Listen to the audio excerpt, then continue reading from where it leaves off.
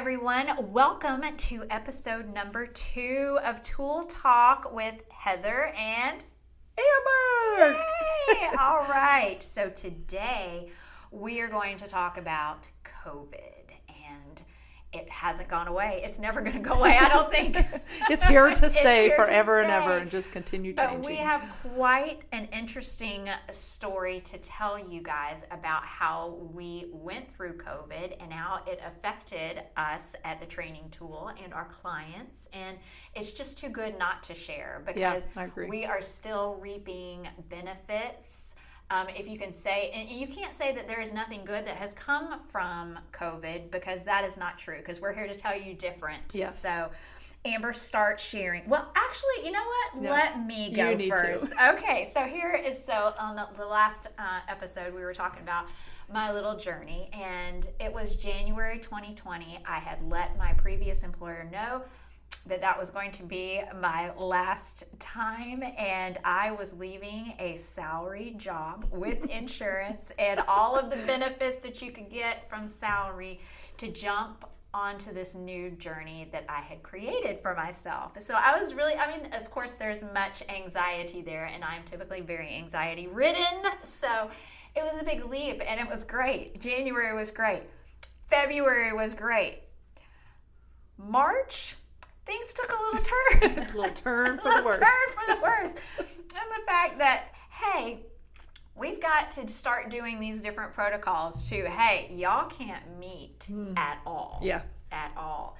So we had, we're very innovative. I think we are. Oh, absolutely. Absolutely. So during the pre-shutdown time, we were already looking into alternatives and how we could keep going. We did meet. I led classes out in the parking lot for a couple of, I guess it was about a week. Yeah. I led classes out in the parking lot so people would be out in there because, we were not afraid to share fresh air at that time.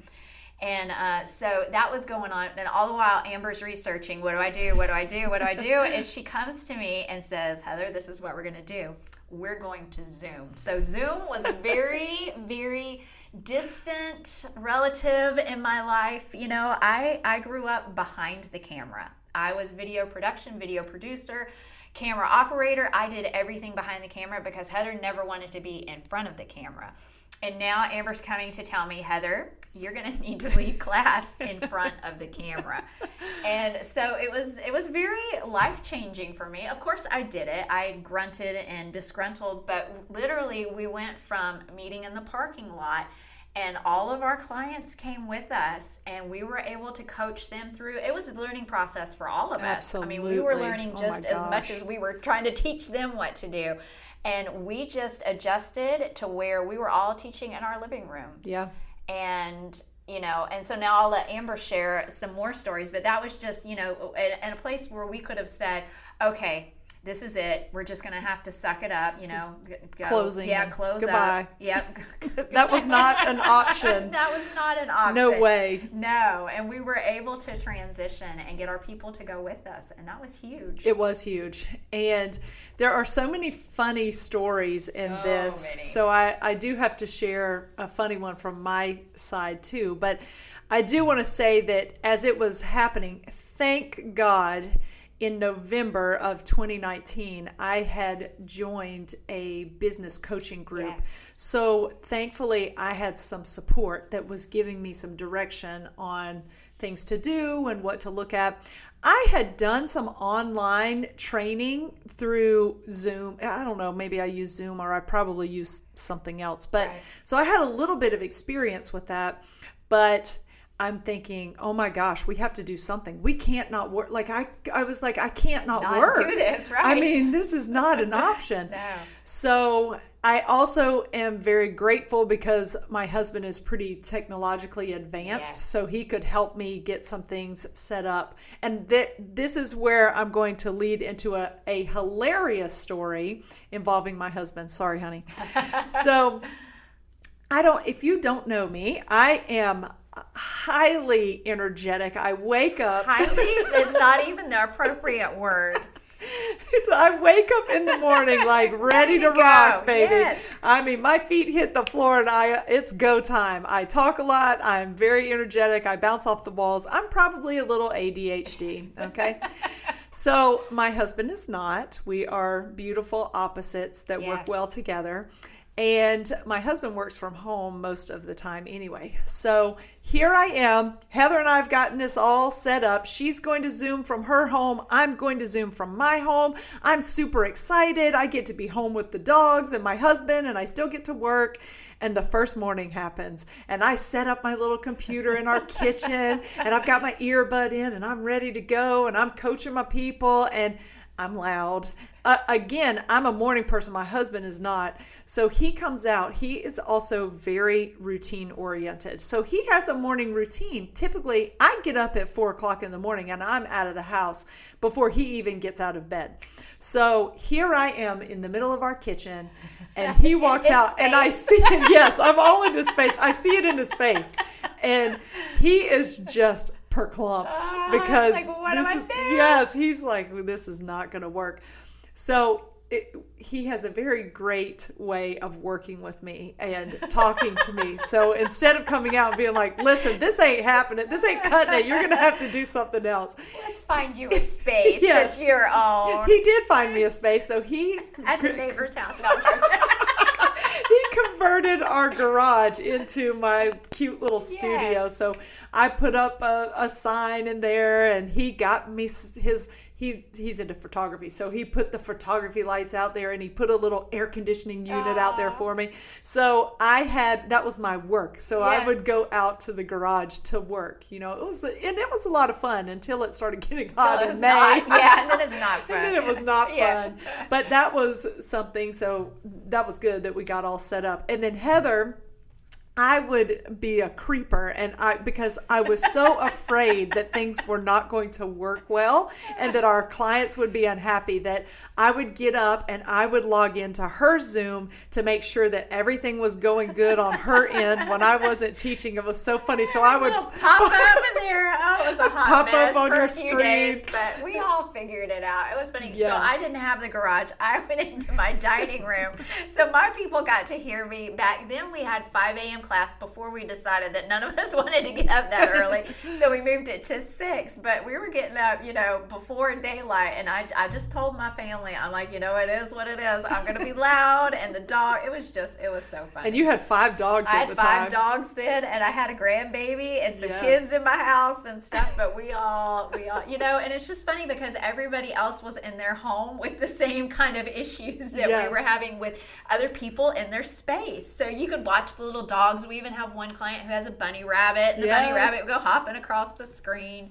But it was just, we knew we were all in this together, and that's what made us show up every day because we knew somebody else would be there. And that's what our clients said made that work for them because they knew the accountability was still there. We didn't let them go and say, okay, well, y'all just work out on your own. We had a set time and y'all come in and meet. And if you're not here, I'm going to be texting you and find out where you're at. Where are you? Do you have COVID? Are you okay? Yeah, right. Exactly. And when you think back to that time, I mean, we were really afraid to do anything. So it was like a respite to be able to get online and still talk to people and see each other and then work out and stay strong during that time. And Heather even came up with the idea that we were going to do before and after pictures and just track that. Yes. And we found the majority of our clients stayed with us. We had about 7 who didn't come on board. Yeah. So we still personal trained people. Right. We still taught our classes. And then we did some really fun stuff where we would do pop-up classes. Yes. Because everybody was working from home. Yes. So why not? So we'd do yoga in the middle of the day or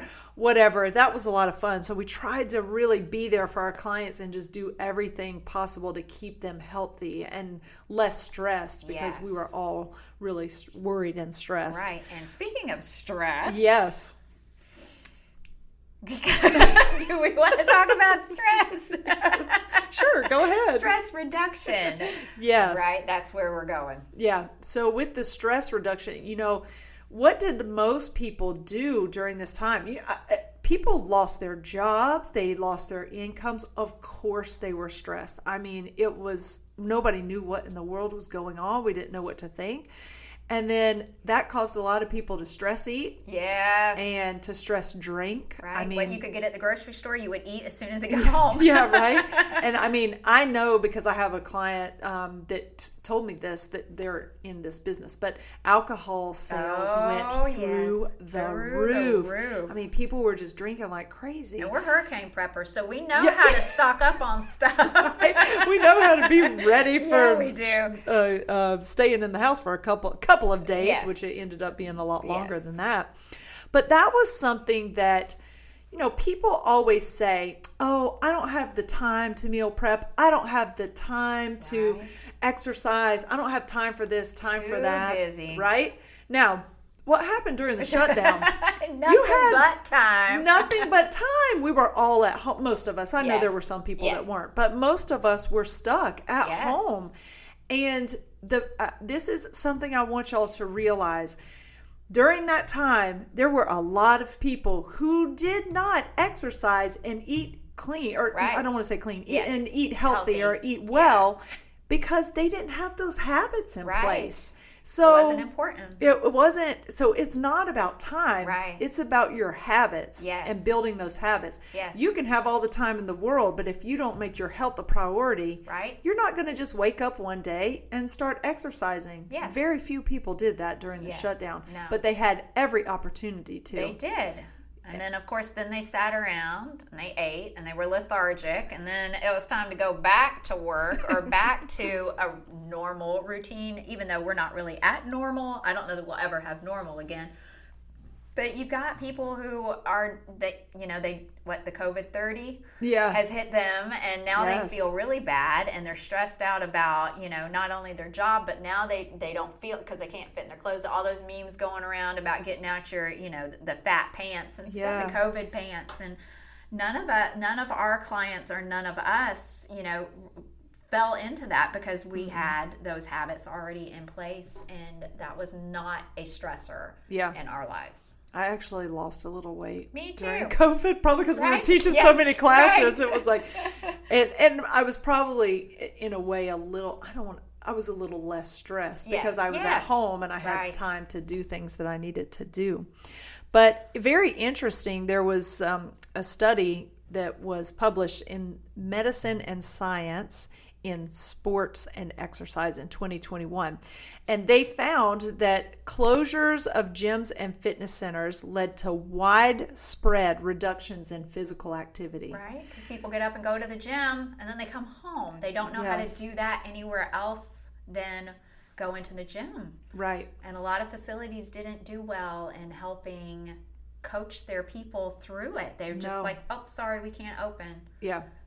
I know that there were people that were, still trying to meet out in their driveways and on their, in neighborhoods and that sort of stuff. But if you don't have a plan, it just goes all back to planning. If you don't have a plan in place, you're going to fail because there's nothing to follow. You don't have any habits built into place, and it just kind of falls apart. It does. And gyms and fitness centers really got the raw end of the deal with that. Of anything, we should have been essential because we're looking at people's health, and we know for sure that having comorbidities can most likely increase your risk of having worse effects from COVID. Absolutely. And instead of that, this is the one thing that I feel like we missed the boat on, was encouraging people to become healthier. Yes. Why didn't we focus on that? Yes. We, strengthening your immune system, moving, eating well to fuel your body and to make sure that you're getting all the vitamins and minerals you need to be healthy. Bad news travels faster than good news does. So we want to encourage that. And we've been really blessed. We've had, good experience with all of our people when we came back. So we opened back up in May of 2020 in a bigger space. We never had a situation at the studio where somebody got COVID that we know of from the studio. So we never had any rampant spreading. And that's a good thing about our size and our people is that, there's good, accountability, I guess you could say, as far as people and them staying away and not thinking that they need to come to the gym and they're not feeling well and that sort of stuff. Right. Yeah, we have good people. And then the Zoom helped with that. Yes, because if we can still, and we still Zoom today. I know. So there's no excuse. Yes, we have on-demand Zoom and in-person. So you can work with us in 3 different ways, right? Lots of different ways, but those 3 for sure. So building those habits and creating that consistency is really what matters. And so certainly we hope to encourage people to do that and just look at what we've learned through this time and knowing how important your health is. This should be our number one focus. Absolutely. Yes. If anything that we have learned through this whole thing is that health, you can't ignore it. It's going to get you one way or the other. Right. So you might as well do everything that you can, and that's what I tell people. I'm like, if you're not doing something now, you're going to be doing it later. So why not do something now that you have control over instead of waiting until later in life and all of these things happen that you have no control over. Right. Or it's too late. Yes, you've done too much damage. Yes. And I don't want, it's never too late. It's never too late. We were talking about that this morning in class. It's never too late to start. Yes. But, because my class was talking this morning, they're like, oh, I wish I would have told, my 20-year-old or 30-year-old self that how important this would be down the line, and then somebody else piped up and said, well, it's never too late to start. And that is true because, we're finding that people are living, well into their 90s and, to be active at any age is definitely a bonus. Yes. And you started later. Yes. I started at 45. So. Right. And look how far you've come. Here I am fixing to turn the big 50, and I know that I feel and I look better than I did when I was 30. Yes. Because I have control over it. I have habits built into place, and I'm not just, floundering around from one pant size to the other, just thinking, oh gosh, I'm not going to be able to fit in these pants next year. If you take control over it, then that's one less thing that you have on your plate to worry about, and you are able to take care of your kids and your grandkids and your spouses and your, the people that you care about. Yeah, and your parents as they age, because we see a lot of that with our clients. Right. And I look at, just talking about looking back, so being in my 20s and 30s, I was smaller than I am now, but I was way unhealthier because, I drank more, too much, and partied and ate crap food, and I'm like, I'm so much healthier now. Yes. So that is the thing that matters, is getting those habits in place and making sure you're doing these things to make your life a long, healthy life. I want to be able to do everything I want to do until the day I die. Oh, absolutely. Not be able, I can't do that because I can't get down on the floor, or I can't, go and do this because I can't, I don't have good enough balance, or I'm scared I'm going to fall. Right. You don't want to hold yourself back. No way. We're going to stay live strong. to the fullest. Yes. Live life to the fullest. Stay strong. That's right. All right. Well, thanks for joining us today for our podcast. We certainly hope you will like and subscribe, and make sure you tune in for the next fun episode. Yeah. Bye, y'all. See ya.